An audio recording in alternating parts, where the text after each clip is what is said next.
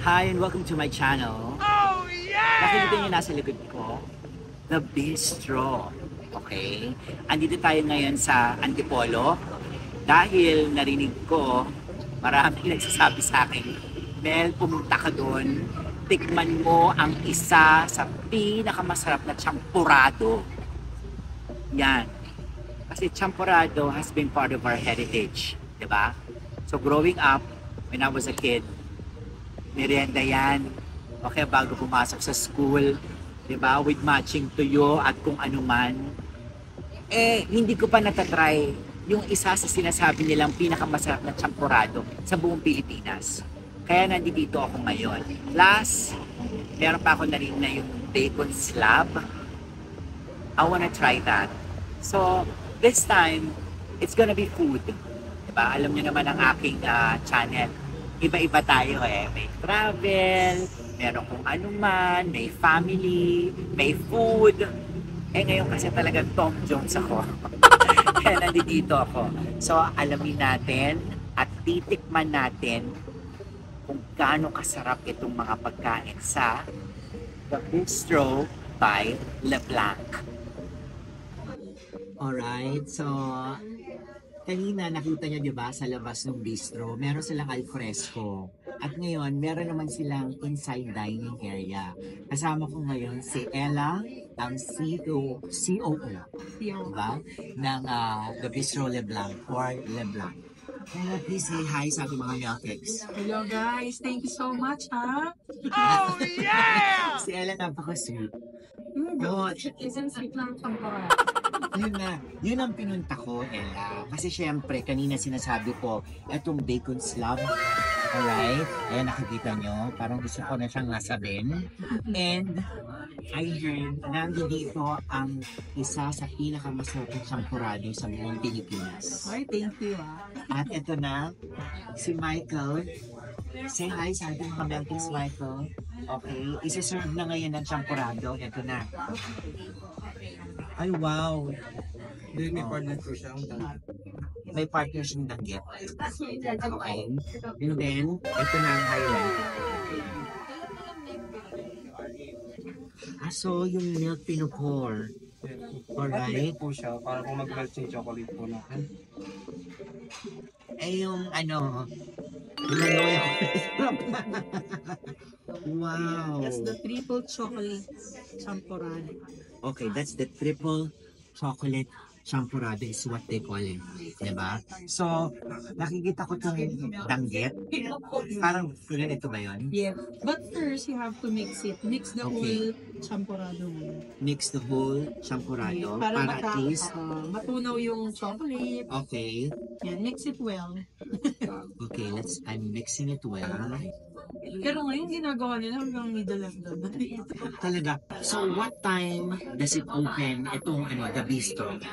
The bistro opens at 6 a.m. Kasi nga, ito nga, Yes. breakfast din itong champurado. Yes. Got it. And then, what time does it close? Weekdays until 10 p.m. kami. And then Okay. weekend naman, Friday to Sunday, 12 p.m. Ay, talaga hanggang Midnight. Okay. Kasi pwede rin siyang pang midnight snack. Correct. Okay. And then, Ayan. So ngayon, pwede mo try muna, sis. And then,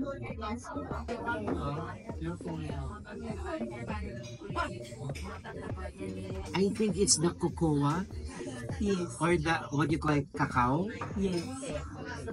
Actually, nag-stay doon ako, Ella. So, syempre, as a kid growing up, alam natin yung champurado, di ba? Yung mga typical na patirol na ginagamit, di ba? Ito, Thank you. for a moment there, nakalimutan ko yung pangalan ko. So, pala sinulat muna natin. Oo, ang sarap. Ano yung kakao na yan? Actually, tatlo siya. So, yun nga, yung cocoa. Tapos, meron tayo yung milk chocolate and ang pinaka-special dyan is the 70% dark chocolate from South Cotabato and Bicol na chocolate. So, very low. That's the special ingredient. That's from Risa Chocolate. So, we're promoting them, Risa Chocolate, kasi they're helping the farmers of South Cotabato and Bicol. Of course. Kumbaga parang eto, nagbibigay na kayo ng masarap na champurado. Marami pa pala tayo natutulungan ng mga tao sa Cotabato. Of course. South Yes, South Cotabato? Cotabato and Wow. Ang ganda ng purpose. Congratulations. Thank you. Alam mo, tuwang-tuwa ako. Kumbaga parang my soul lit. Kasi alam mo, whenever I eat something so delicious, parang para ako nasa heaven. Pares tayo. Totoo. At eto, pasok sa banga. So, Yeah. with danggit, Scoop it. siguro, mo, feeling ko gano'n na yung style eh. Kasi nakita ko na yung danggit, diba? Parang butterfly siya. Tapos you're gonna scoop it. Hindi siya yung ibang si toyo. Yes. Diba? Ito danggit.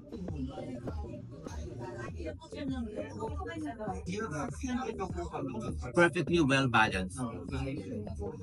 Yung tamis, tapos yung saltiness ng danggit. Gano'n nakatagal ang The Bistro? Actually, nag-start kami 2017. 27. Sabay ng hotel. Tapos we started as Filipino cuisine yung offer namin. Then the pandemic happened. Okay. So we're forced to rebrand. Okay. And of course, na-revisit namin yung menu namin. Actually, ito, nag-start kami with Bacon Slab. Tapos, gawa siya ng kasama ko. During the pandemic, ano kaya pwede nating ibenta? Siyempre, sarado yung hotel, walang event. Oo. So, pinas namin itong food. So, si Bacon Slab, dati, syempre, di ba nagtulong-tulong tayo sa mga ibang tao. Totoo. May tinulungan kami na nagbebenta ng bacon. Okay. Sabi niya, kaya natin to eh. So, yun, nag-start kami na kami nag-cure, kami yung nag-smoke. Then, siya nga, ito na yung binibenta niya ngayon. And at the same time, kami, ito natin yung binibenta namin. Tapos hanggang sa nag-progress, nagkaroon na kami ng alfresco sa baba. Actually, alfresco sa baba. Ito pa yan. Kaya sabi talaga ni Lord, pag tumutulong ka sa tao, binigay sa kanila. Totoo. Dapat para yan sa mga riders namin. Kasi during the pandemic, kilala kami sa which is pandesal, yung mga breads namin. Doon kami nag-start eh. Tapos, parang hindi sila nakikita. Tapos maya sabi nila, ma'am, sana natitikman din namin yung bread. So nagkaroon kami ng mga tables and chairs. Tapos bibili sila, maya gusto nila ng coffee. Tapos maya may mga umuupo ng bikers. Tapos dapat meron kayo dito pang breakfast na food eh. Dapat meron kayong pizza eh. Dapat meron. Ayun na. Idea, oo. Hanggang sa lumaki na yung menu namin, nakapag-start na kami sa baba. Hanggang pati itong taas na dating sarado, dati naming lobby, naging restaurant siya. Pero, paano yung history naman itong mag-Magnificent Champurado? Yeah, yung champurado naman. Actually, 3 years na yan sinasabi sa akin ng chef namin, si Chef Ryan. Kain lang. Sabi ko, okay sa akin, champurado. Yun lang, hindi kasi ako mahilig. Sabi ko, kailangan may something different that may Oo, Tama, di ba? Yung gano'n. Hindi ko alam bakit ano yung word nun eh. But it's yung... So ngayon, itong chef naman namin, si Chef Pat naman, our pastry chef, ang inaano naman niya sa amin is, nagpa-plan siya for December this year. Alam mo yung chocolate bomb? Okay. Tapos hahaluan mo ng hot milk. Dapat for December. So ngayon, nag-collab sila. Ginawa ngayon ni Chef Pat tong dome. Sa kanya binuhusan. And that's the champurado. Actually, naging add-on na lang yung powdered milk sa loob.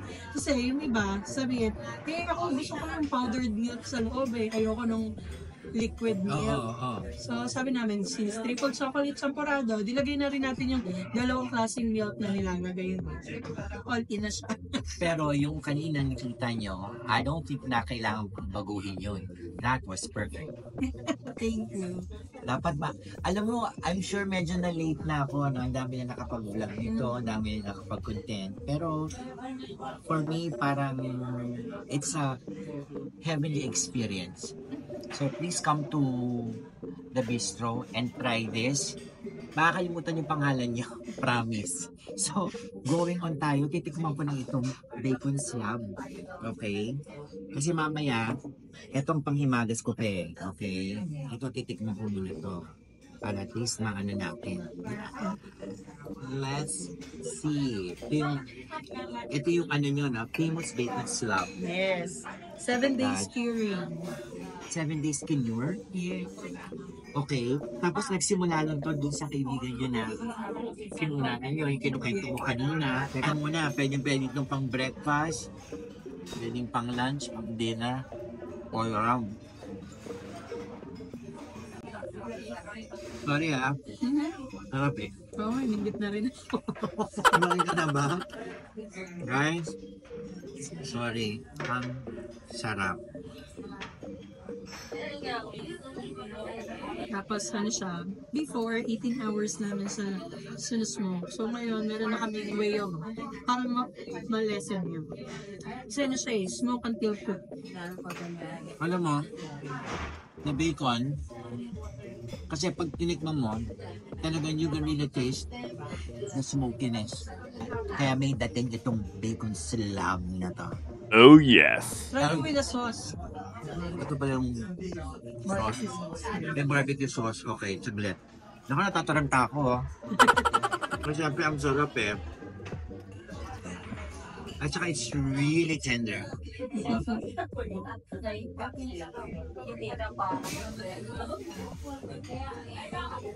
Ay, oo nga. Di ba? Siba pa rin. Ano pa rin? Papapakanin ako nito. Oo, kanin niya. Oh my God. Sobra perfect siya with the garlic rice. Okay. Parati ako nasa Leblanc. Nakapag-taping ako ng The Half Sisters, Ikalim na Utos, at kung ano-ano pa. Wala pa tong hotel and the bistro. Events place. Right? So, please invite them also that this is not just a hotel. Meron din kayong events place. Yeah, I'm inviting everyone. Actually, we're offering wedding packages, birthday packages, ED party packages, and a lot more. Actually, this coming Halloween, meron din kaming Halloween event for the kids. Alam mo, isang ka pa kung magkakaroon ka ng event, kumpleto ka ni. Lalong-lalo na kung kasalan, wedding, meron ka ng events place, may hotel ka pa. Yes, and At catering. catering. At so ito, Ikaw na. Hello. Isa Pero kasi, in God's grace lahat ito eh. Yes, of course. At saka makikita mo kay Ella na talagang, alam mo yun, pinaghihirapan na. Kanina pa lang sa kwento niya about the bacon, about the champorado, it's not just an overnight thing. This is really na talagang pinag-aralan mo na may puso. Kasi eating the food, kinain mo siya may puso eh. Kaya masarap. Diba? Lalo na kapag ka nagluluto ka, ako nagluluto ako. Ma-appreciate mo yun eh. Alam mo yun. Tsaka makikita mo din sa mga tao, pinaghihirapan mo yung ginagawa. Diba? So, and thank you. And they have very nice staff here. Very accommodating. Yan. So guys, yun na. Invite them on your social media platform. Yeah. Follow us on Instagram, The Bistro by Leblanc, and Facebook page, The Bistro by Leblanc din. Visit us soon. Yung lines, okay na yung lines. Tapos you can also call for the queue. Yan. So, at saka very dito, blockbuster. Pero kahit na blockbuster, they have maganda yung nila, system. Yan. Hindi ito yung wara-wara maganda yung sistema because eto na, ina-experience ko na eh, no? So, come over. Yes. So, come over here at Leblanc, here in Antipolo. Nandito ka sa Antipolo City para matry nyo itong food and explore Leblanc. Okay? So, if you like this video, please do share. follow me as my social media platforms. Yan, nakikita nyo sa screen, di ba? At i-share nyo. Bakit? Food, delicious food, it's all about sharing. Diba? And the experience as well. God bless everybody. Thank you lang. Thank you.